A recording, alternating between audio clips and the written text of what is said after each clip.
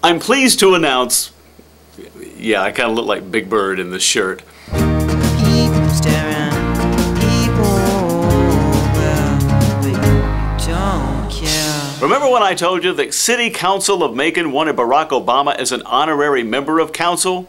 It never made it to floor. I'm sure you're all familiar with Blade 376, who recently celebrated his 20,000th subscriber. So to celebrate, he did a stick-cam webcast. And here's something I didn't know. Our post office says that postage here is going up to 44 cents for a letter. So in the celebration videocast, Miles had a copy of the book, 101 Things to Do Before You Die. There was a man in Germany that called the police because his neighbors were playing their music too loud. And one of the things that he asked was, have you ever milked a cow?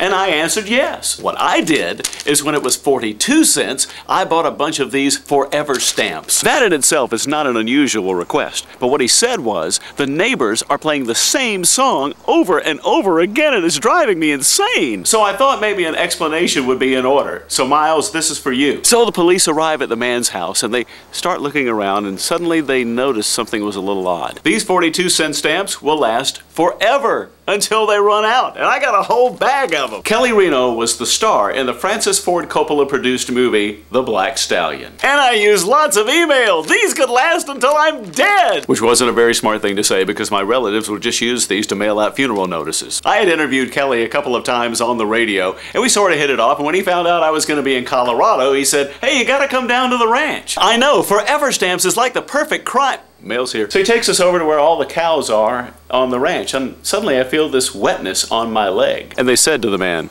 sir, if you would look over to your window. Yay! Another Fred's catalog! I found the most disturbing thing in the world.